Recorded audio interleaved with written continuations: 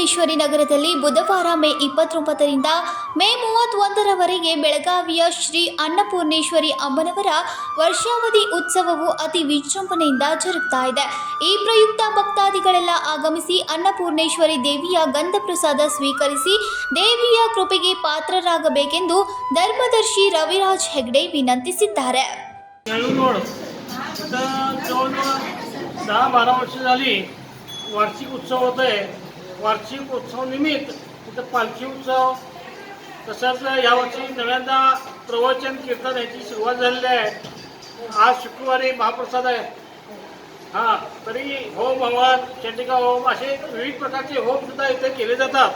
याचा लाभ या परिसरातील नागरिकांनी भरपूर प्रमाणात घेतलेला आहे.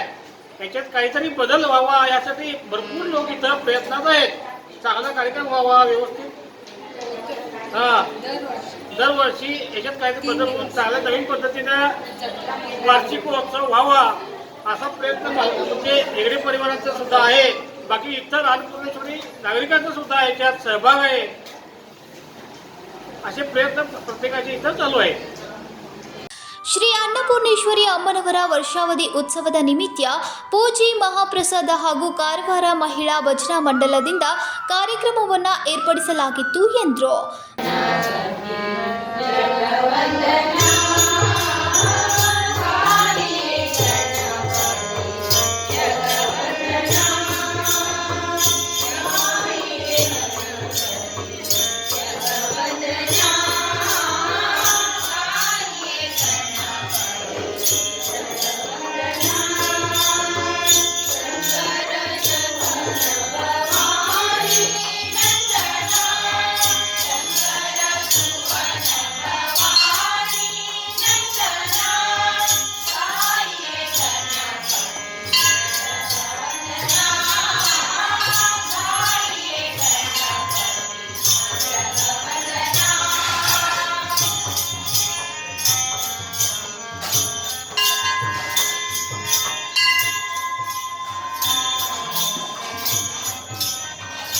Mahadev Pawar, Kannadama news network, Belagavi.